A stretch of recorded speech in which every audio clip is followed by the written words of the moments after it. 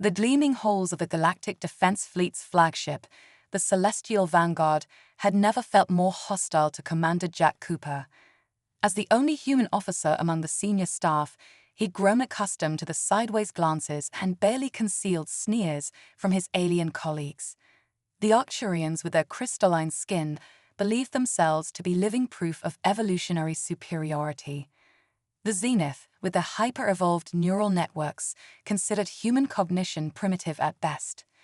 Yet here he stood, having earned his position through merit rather than biological accident. "Commander Cooper," a melodic voice chimed, its false sweetness barely masking the underlying contempt. "How fascinating to find you analyzing the tactical simulations." Again, Fleet Officer Vareen, her iridescent scales shimming under the ship's ambient lighting, approached his workstation.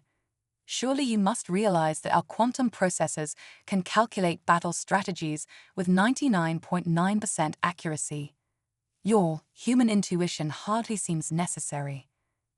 Jack didn't look up from his holographic display, where he was running his 7th simulation of the day. "Fascinating indeed, Officer Vareen, considering how your quantum processors failed to predict the Nexus rebellion last cycle. Sometimes survival requires more than mathematical precision." The air temperature dropped several degrees as Vareen's scales darkened, a sign of irritation among her species. "A statistical anomaly, nothing more." "An anomaly that cost us 3 star systems and thousands of lives," Jack countered, finally meeting her gaze. "An anomaly that human instinct warned about months in advance." Before Vareen could respond, the ship's emergency protocols activated. Red warning lights pulsed through the corridors as Admiral Zexthor's voice boomed over the communications system. "All senior officers to the command center immediately. This is not a drill." Jack was already moving, his trained reflexes carrying him through the corridors while others were still processing the order. He arrived first at the command center, noting with grim satisfaction the surprised looks from his alien colleagues as they filtered in moments later. The command center's main display showed a massive spatial anomaly forming at the edge of their patrol sector. Admiral Zexthor, his 4 arms moving rapidly over the control interfaces, turned his compound eyes toward the assembled officers. "We've detected an unknown energy signature emerging from subspace," the Admiral announced. "Our standard protocols are proving ineffective at analyzing the phenomenon." Jack studied the swirling vortex on the screen, something about its pattern triggering a memory from Earth's historical archives. He stepped forward, aware of the dismissive murmurs from his colleagues. "Admiral, permission to speak freely." Zexthor's mandibles clicked, their species equivalent of a resigned sigh. "Proceed, Commander Cooper." The pattern resembles ancient Earth naval records of whirlpools created by underwater geological events. If the same principles apply to space-time, Jack moved to the tactical display, his fingers dancing over the controls as he adjusted their sensor arrays. "There, the anomaly isn't random. It's being generated by a gravimetric pulse from within the system's second planet." Vareen's laugh echoed through the command center, comparing space-time distortions to primitive ocean currents. "This is why humans are barely considered a spacefaring species." The Admiral raised a hand for silence, his compound eyes fixed on the new data streaming across his display. "Interesting. Commander Cooper's adjustments are revealing a distinct pattern. Multiple energy signatures, heavily shielded. By the first stars, it's an invasion fleet." The command center erupted into chaos as the hidden ships began emerging from the vortex. Jack was already moving, his hands flying over the tactical controls as he implemented the battle strategy he'd been practicing in his simulations. "Sir, permission to take tactical command." Jack's voice cut through the panic. "I've been running simulations for this exact type of scenario." The Admiral's hesitation lasted only a fraction of a second, long enough for 3 more enemy ships to emerge. "Granted, Commander. Don't make me regret this." Jack's mind shifted into combat mode, years of training and human adaptability taking over. "All ships, form up in spiral defense pattern Beta 7. Concentrate fire on these coordinates. He highlighted specific points in the enemy formation. They're using the vortex's gravitational distortion as a shield, but every vortex has its weak points. The fleet moved as one, following Jack's commands despite their reservations. The enemy ships, caught off guard by the unconventional attack pattern, began taking heavy damage. Their formation broke apart as Jack's strategy exploited gaps in their defenses that only human intuition could have anticipated. Within 20 minutes, the threat was neutralized. The command center fell silent as the final enemy vessel retreated back through the collapsing vortex. Admiral Zexthor turned all four of his eyes toward Jack. "Commander Cooper, it seems we owe you an apology. Your human intuition has proven its worth today." Jack nodded respectfully, but his voice carried a steel edge. "With all due respect, Admiral, you don't owe me anything. I'm not here to prove humanity's worth. I'm here to do my job and keep this fleet safe. If that challenges some preconceptions about human capabilities, so be it." As he left the command center, Jack could feel the shift in the air, subtle but unmistakable. He hadn't won their respect entirely, not yet. But he'd cracked their certainty, planted a seed of doubt in their assumed superiority. And sometimes, that's all humanity needed to change the galaxy. Little did they know, this was just the beginning of how Jack Cooper would reshape their understanding of human potential. The victory against the mysterious invasion fleet should have changed everything, but 3 cycles later, Commander Jack Cooper found himself fighting an entirely different battle. The whispers had grown louder, more insistent. "Lucky guess," they said. Primitive instincts that happened to work. Even his successful defense of the fleet had been rewritten in official reports, crediting the quantum processors for adapting his random strategy into something useful. Jack stood at the observation deck of the Celestial Vanguard, watching the strange aurora of the Omega Nebula dance across the void.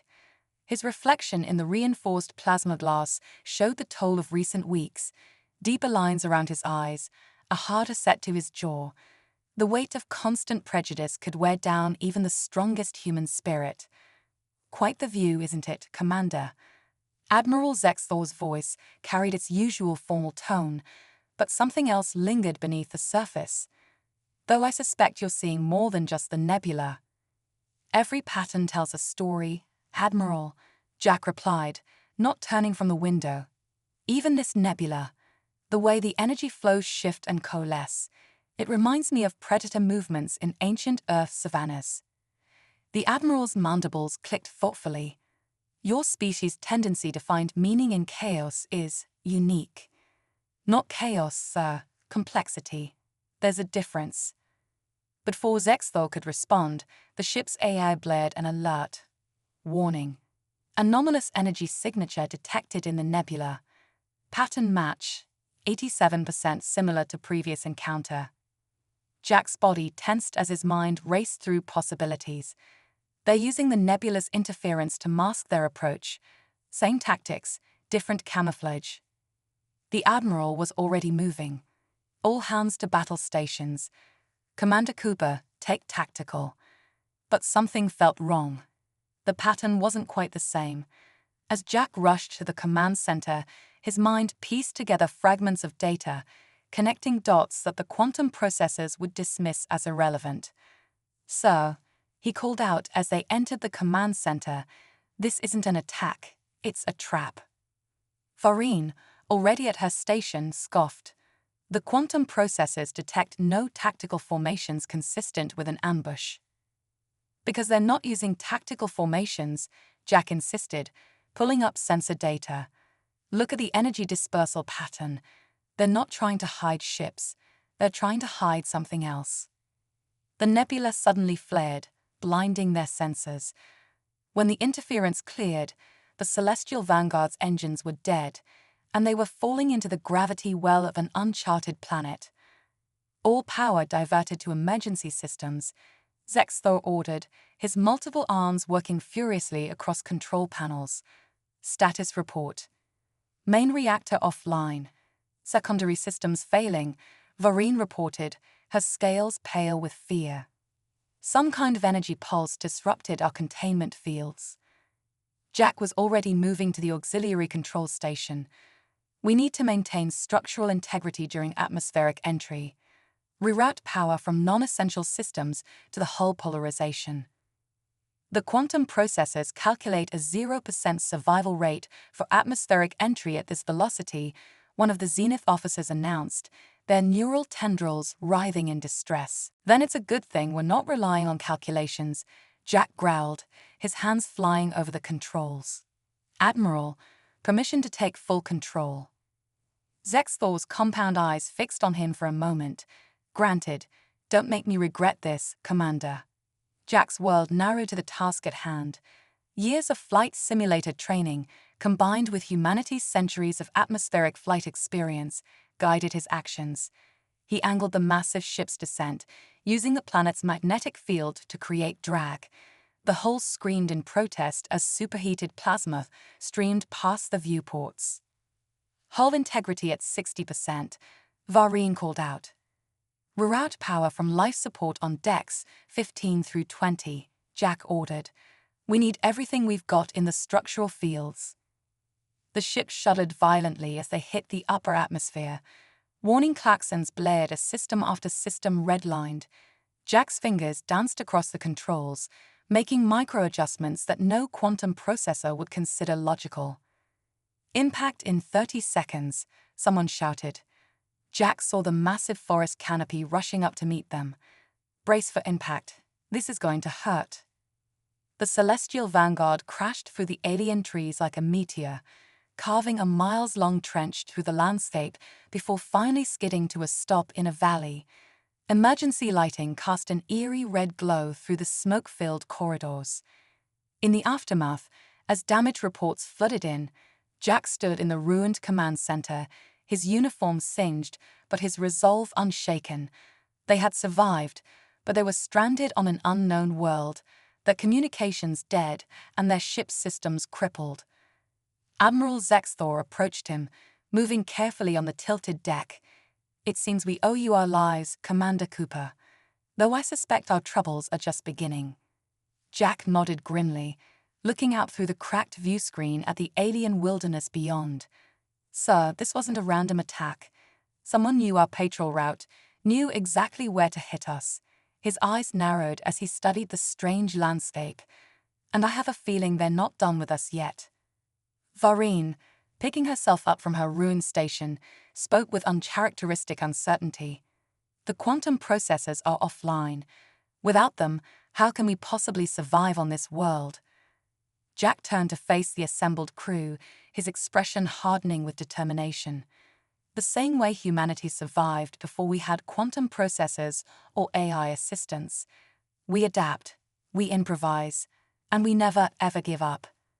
As if in response to his words, a haunting cry echoed from the forest outside, a reminder that they weren't alone on this alien world.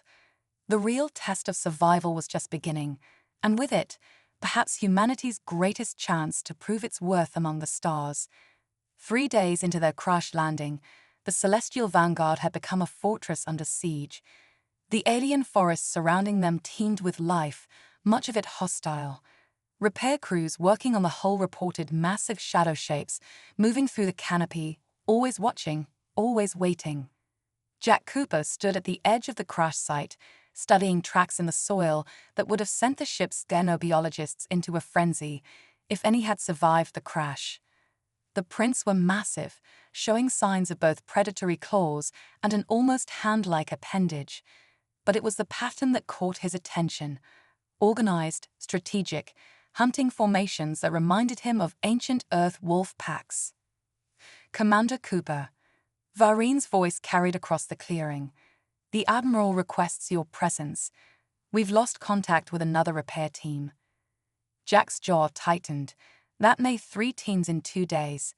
On my way. In the makeshift command center, Admiral Zexthor's usual composure was cracking. His forearms moved restlessly as he studied a crude holographic map of their surroundings. 17 crew members missing, the Admiral announced as Jack entered. Our remaining sensors detect no bodies, no signs of violence. They simply vanish. Not vanishing, Jack corrected, pulling up images he'd captured of the tracks. Being hunted. These creatures are intelligent, coordinated. They're testing our defenses, learning our patterns. Varian scales rippled with dismissal. Without the quantum processors, you're seeing patterns that don't exist. These are just animals. A blood-curdling screech cut through the air, closer than any before. The lights flickered, and emergency barriers slammed down around the ship's vulnerable areas. Through the command center's viewport, Jack caught a glimpse of something massive moving through the trees, a sleek, dark shape with bioluminescent markings pulsing along its flanks. Just animals.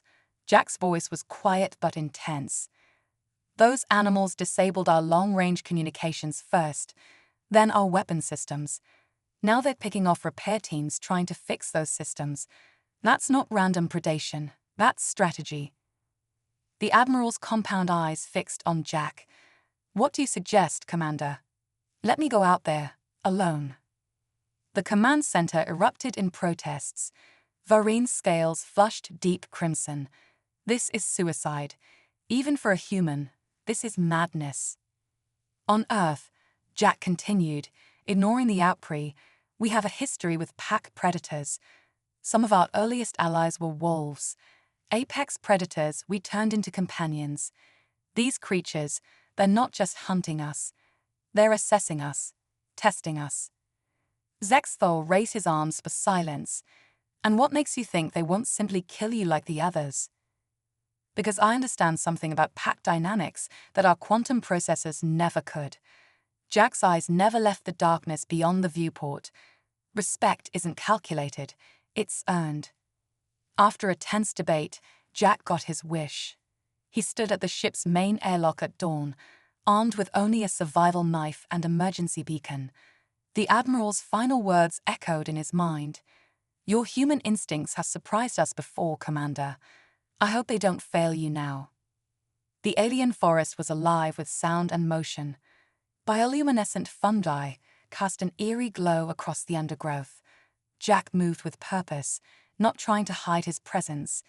If these creatures were as intelligent as he suspected, stealth would be seen as weakness. He reached a clearing half a kilometer from the ship and stopped. The tracks here were fresh. They'd been watching him since he left the ship. Slowly, deliberately, Jack drew his knife and placed it on the ground. I know you're out there, he called out, his voice steady. I know you're intelligent, and I know you understand the concept of challenge. The forest fell silent. Then, one by one, shapes emerged from the shadows. They were magnificent, each the size of an earth tiger, with sleek, dark fur that seemed to absorb light. Bioluminescent patterns pulsed along their bodies in complex sequences. 6 limbs moved with liquid grace, and their eyes held unmistakable intelligence. The largest of them, bearing scars that marked it as a pack leader, stepped forward. Its biolights flashed in what Jack recognized as a display of dominance. This was the moment. Everything hinged on his next action. Jack did the one thing no quantum processor would ever suggest. He smiled, met the creature's gaze directly, and dropped to one knee, exposing his neck while maintaining eye contact. It was a gesture that combined submission with challenge, respect with defiance. The alpha creature froze. Its biolights pulsed rapidly, communicating something to its pack. Then, to Jack's amazement, it mimicked his posture, dropping its head while keeping its eyes locked on his. Well, Jack breathed, his heart pounding but his voice steady. Looks like we can understand each other after all. Over the next hours, Jack remained in the clearing, watching and being watched. The creatures, which he named Shadow Stalkers, displayed intelligence far beyond what the ship's databases would have predicted. Their biolights weren't just for show, they were a complex language of pulses and patterns. As the alien sun began to set, the Alpha approached Jack again. This time, it pressed its head against his shoulder, a gesture he recognized from Earth's pack animals, a sign of acceptance. When Jack finally returned to the ship, he wasn't alone. The entire pack moved with him, their biolights pulsing in synchronized patterns that made the forest glow. The crew gathered at the viewports, watching in disbelief as the human they dismissed walked among the very predators that had been terrorizing them. Voreen met him at the airlock, her scales pale with shock. How did you do this?" Jack smiled, reaching out to scratch behind the alpha's ears, a gesture that made the massive creature's biolights pulse with pleasure. Sometimes the greatest strength isn't in dominating nature, but in understanding it. Humanity learned that lesson long ago. As the pack settled around the ship's perimeter, now guards rather than hunters, Jack knew the balance of power had shifted, but the real test was still to come.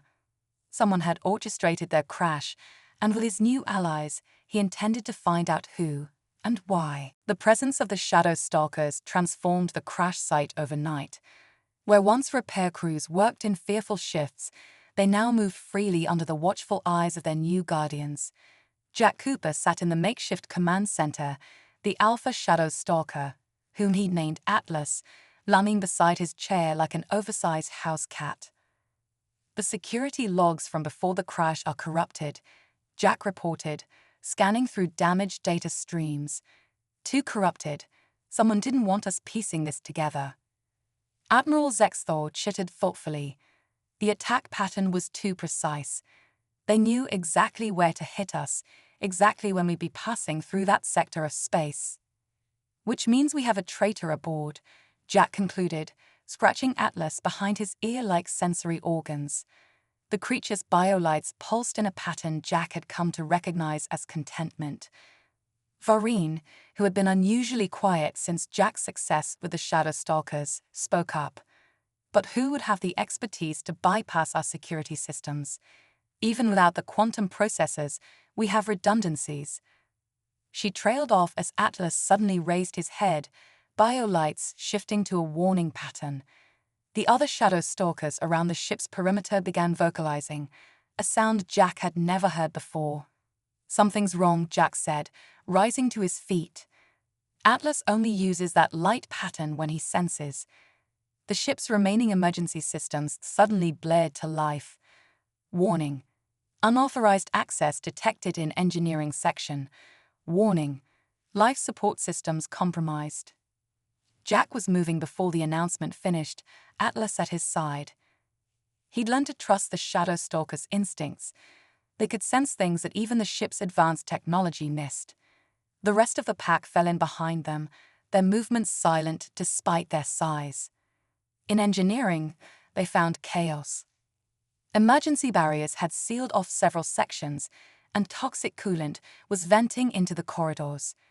Through the transparent barriers, Jack could see several crew members trapped inside, their environmental suits damaged. "The saboteur is still here," Jack growled, noticing fresh tool marks on the control panel. "Atlas, can you track them?" The Shadow Stalker's biolights pulsed in affirmation. He pressed his nose to the ground, his other senses extending beyond normal perception. The rest of the pack spread out, their own biolights dimming to near invisibility. Jack accessed the emergency controls, trying to prevent the coolant leak from spreading. As he worked, he noticed something odd about the sabotage pattern. This isn't just damage. They're trying to download something from the main computer core. A shadow moved at the edge of his vision. Jack ducked just as a plasma burst scorched the wall where his head had been. The attacker emerged from behind a damaged console, a figure in an environmental suit, their face hidden behind a darkened visor. Atlas roared, but Jack held up his hand. "Wait." The Shadow Stalker growled, but held his position, biolights pulsing with barely contained aggression. "I know it's you, Chief Engineer Nexus," Jack said calmly, noting the distinctive modifications on the attacker's environmental suit. "The question is why?" The figure stiffened. "How?" The cuts on the control panel. Only someone with intimate knowledge of Zenith engineering would know exactly where to slice to bypass the safety protocols. And you're the only Zenith engineer with access to those systems. Nexus removed his helmet, his neural tendrils writhing with agitation. "You understand nothing, human. Your kind doesn't deserve a place among the stars. Your primitive intuition, your reliance on instinct, it's an insult to true intelligence. True intelligence, Jack's voice was steel, like the kind that helped us survive the crash, or the kind that let me bond with the shadow stalkers while your quantum processors dismissed them as simple beasts. Around them, the pack had silently encircled the engineer, their biolights creating a dazzling display of coordinated patterns. Nexus's neural tendrils recoiled at the sight. "You're part of something bigger, aren't you?" Jack pressed. "The attack in space, the crash, it's all connected. Who are you working for?" Instead of answering, Nexus raised his weapon. Before he could fire, Atlas moved with lightning speed, knocking the engineer to the ground. The other shadow stalkers closed in, their biolights pulsing in synchronized, threatening patterns. "Your precious technology failed you," Jack said, retrieving the weapon. "But my primitive allies, they never miss their prey." With Nexus secured, Jack and the pack worked quickly to rescue the trapped crew members and contain the coolant leak. As they worked, Varine approached Jack, her scales showing a mix of emotions he'd never seen before. "I was wrong about you," she admitted. "About humans. The way you connected with these creatures, the way you pieced together the saboteur's identity. No quantum processor could have done that." Jack smiled grimly. "Technology is a tool, Varine, a powerful one, but it should enhance our natural abilities, not replace them. Humanity learned that lesson long ago." Later, in the brig, Nexus finally broke under questioning. He was part of a radical movement called the Evolutionary Purists, a group dedicated to removing what they saw as lesser species from the Galactic Defense Fleet. The crash was meant to be a demonstration, proving that humans couldn't survive without advanced alien technology. Instead, Admiral Zexthor observed, watching Jack with his pack through the command center viewport, "You proved exactly the opposite." Jack nodded, feeling Atlas press against his leg. "But this isn't over. Nexus was just a pawn. The real leaders of this movement are still out there, and they'll try again." The Admiral's mandibles clicked in agreement. "Then we'll be ready. Thanks to you, Commander, we have new allies, and perhaps a new understanding of what true intelligence means." As night fell over the alien world, Jack sat with his pack under the strange stars. The shadow stalker's biolights created patterns that seemed to mirror the constellations above. He knew that somewhere out there, the real enemy was waiting. But for the first time since the crash, he felt truly confident about their chances. After all, they had something the purists would never understand: the perfect blend of human intuition and alien strength. And soon, very soon, they would show the galaxy exactly what that combination could achieve. 2 weeks after Nexus's confession, the Celestial Vanguard was transformed. With the Shadow Stalkers' help, they'd established a secure perimeter around the crash site. More importantly, Jack had begun training select crew members to work alongside the creatures, creating mixed-species patrol teams that combined alien technology with the Predator's natural abilities. But it was the changes in the crew that proved most remarkable. The rigid hierarchy of the Galactic Defense Fleet had given way to something more adaptive, more human. Even Varine had traded her pristine uniform for practical survival gear, her scales now permanently shifting in patterns that mimicked the Shadow Stalker's biolights. Jack stood at the edge of the camp, watching Atlas and his pack train with a group of Arcturian engineers. The creature's biolights pulsed in complex patterns, teaching the crystalline aliens a new form of communication that no quantum processor could decode. "Remarkable," Admiral Zexthor said, approaching silently. "They're actually learning to communicate through light patterns." "The Shadow Stalkers understand something our technology forgot," Jack replied. "True communication isn't just about data transfer, it's about connection." Their conversation was interrupted by a high-pitched alert from one of the few functioning sensor arrays. Varine rushed over, her scales pulsing with alarm. "Multiple ships entering the atmosphere," she reported. "Their energy signatures match evolutionary purist vessels." Jack's expression hardened. They're here to finish what they started. How many? At least 5 capital ships. They're carrying ground troops. Varine's scales darkened. We're outnumbered at least 20 to 1. The Admiral's mandibles clicked rapidly, a sign of extreme stress. Without our main weapon systems. We have something better, Jack interrupted, watching as Atlas gathered the pack with a series of sharp vocalizations. We have home field advantage, and we have allies who know every inch of this territory. Over the next hour, Jack laid out a plan that made the Admiral's compound eyes widen and Varine's scales shift through every shade of disbelief. It was audacious, completely unconventional, and exactly what the purists wouldn't expect. You want to let them land? Varine asked incredulously. Just invite them in. Jack smiled, a predatory expression that matched Atlas's own.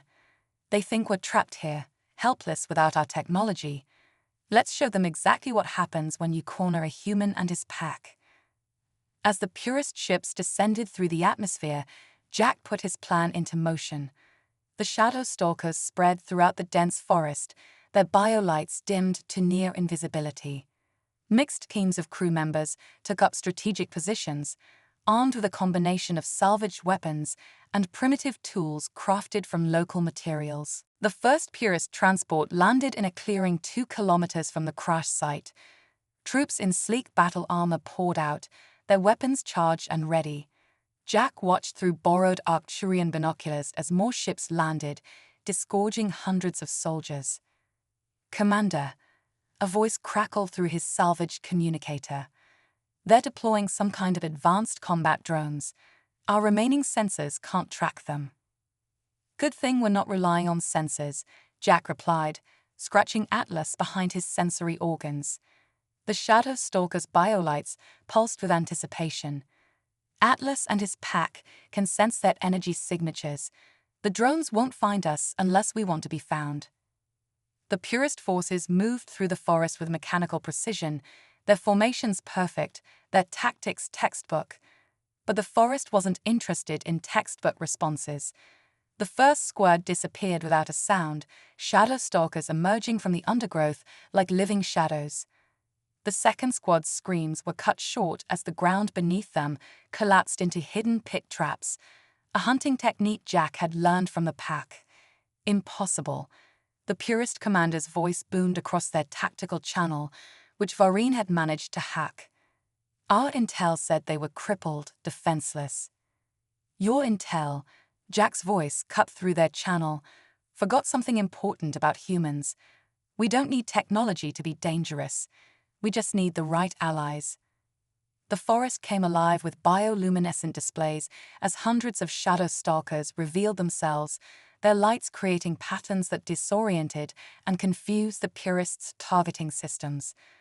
The crew of a celestial vanguard struck from multiple directions using tactics that no quantum processor would have conceived.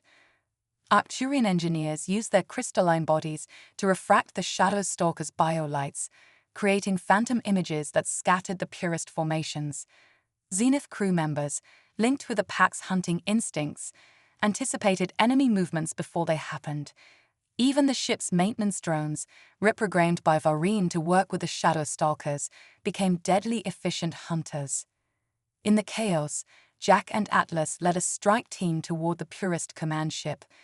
They encountered the enemy commander, a towering zenith surrounded by combat drones, in a clearing lit by the strange alien sun. "Fascinating," the commander said, his neural tendrils writhing with disgust. "The human actually believes he can defeat superior evolution with primitive beasts and salvaged technology." Jack stood tall, Atlas at his side, the rest of his pack emerging from the shadows. "You still don't get it, do you? True evolution isn't about becoming more advanced. It's about adaptation, working together, learning from each other." The commander's response was to launch all his combat drones at once, but Jack and his pack were ready. The shadow stalkers moved in perfect coordination, their biolights creating patterns that scrambled the drone's targeting systems. The mixed species strike teams struck from multiple angles, using techniques that combined the best of human ingenuity, alien technology, and natural instinct. As the battle raged around them, Jack faced the purest commander in single combat. The Zenith's neural technology clashed with human determination and months of learning to fight alongside the galaxy's deadliest predators. It wasn't even close. "Your evolution made you predictable," Jack said, standing over his defeated opponent. "My humanity taught me to adapt." With their commander captured and their forces in disarray, the remaining purists surrendered. The forest fell silent except for the victorious calls of the Shadow Stalkers and the cheers of the Celestial Vanguard's crew. Vareen approached Jack, her scales shimmering with a new pattern he'd never seen before: respect. "I never thought I'd say this, Commander, but humanity's way might be exactly what the galaxy needs." Jack smiled, feeling Atlas press against his side. "We're just getting started. The galaxy's about to learn that true strength isn't about having the most advanced technology or the purest evolution. It's about bringing out the best in each other, human, alien, and everything in between." The Shadow Stalkers raised their voices in a unified cry, their biolights painting the forest in spectacular patterns. The human they had accepted as their own had proven what they had always known: that true power comes not from dominance, but from understanding, adaptation, and the willingness to see strength in differences. 3 months after the Battle of the Shadow Forest, as the crew had taken to calling it, the Celestial Vanguard rose from its crash site.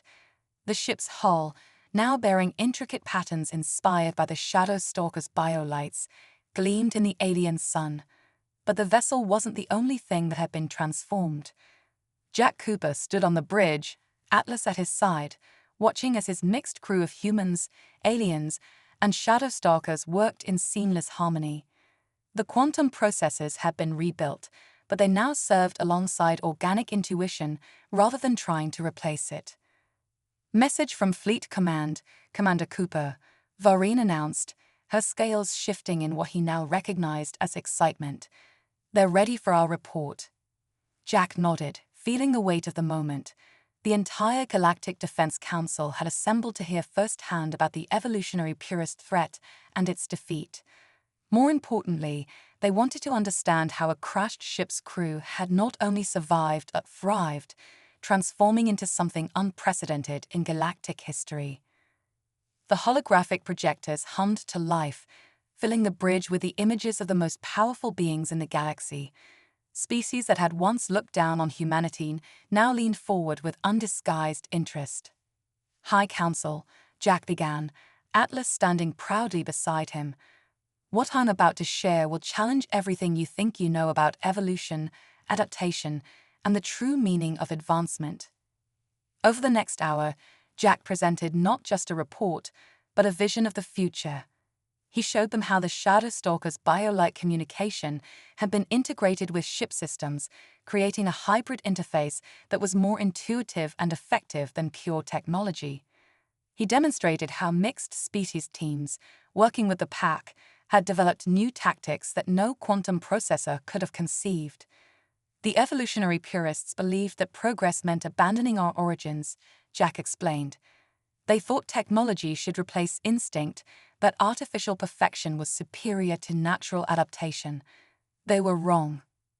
He gestured to his crew, Vareen working alongside a Shadow Stalker to monitor ship systems, Zenith engineers whose neural networks now pulsed in harmony with the pack's biolights, Arcturians whose crystalline bodies had adapted to reflect and enhance the creature's natural abilities. "This is what real evolution looks like," Jack continued. "Not the rejection of our nature, but its elevation. Not the replacement of instinct with technology, but their seamless integration." The council members murmured among themselves, their initial skepticism giving way to genuine interest. Jack could see it in their eyes, the recognition that something revolutionary was happening aboard the Celestial Vanguard. "The purists' leadership has been dismantled," he reported, "but their ideology persists. There will always be those who believe that progress means leaving behind what makes us unique. That's why what we've achieved here is so important." Atlas stepped forward, his biolights creating a display that the ship's systems translated into complex tactical data. The council members gasped as they witnessed the perfect fusion of natural ability and advanced technology. "Humanity never reached the stars by abandoning our instincts," Jack declared. "We got here by building upon them, by learning from every challenge, by adapting and growing while staying true to our core nature. And now, we offer that same wisdom to the galaxy." The High Council's deliberation was shorter than anyone expected. Their decision was unanimous. The Celestial Vanguard would become the template for a new kind of fleet, one that combined the best of all worlds, that celebrated diversity instead of fearing it. But they went even further. A new division would be created within the Galactic Defense Fleet, dedicated to finding and bonding with other sentient species like the Shadow Stalkers. Jack would lead this initiative, with his pack serving as the bridge between worlds. As the Council's holograms faded, Valrine approached Jack, her scales shimmering with emotion. "You did it, Commander. You changed everything." Jack smiled, scratching Atlas behind his sensory organs. "We did it. All of us, human, alien, shadow stalker. We proved that the strongest force in the galaxy isn't technology or evolution, it's unity." The Celestial Vanguard accelerated into orbit, its hull patterns glowing with shadow stalker biolights. In the ship's specially designed habitation deck, dozens of pack members lounged alongside crew members, their unique abilities now an integral part of ship operations. They were no longer just a crew, they were a family, bound by something stronger than regulations or protocols. As they prepared to jump to hyperspace, Jack stood at the viewport, Atlas by his side. He remembered all the mockery, all the dismissive comments about human primitiveness. Now, those same voices were asking for humanity's guidance, eager to learn what his species had known all along. That true strength comes not from rejecting our nature, but from embracing it and helping others do the same. "Ready to show the galaxy what we can do, old friend?" Jack asked, feeling Atlas' answering rumble of approval. The Shadow Stalker's biolights pulsed in a pattern that the entire crew had come to recognize: determination, loyalty, and pride. The pack's cry echoed through the ship, joined by voices of every species aboard. They were more than just a crew now.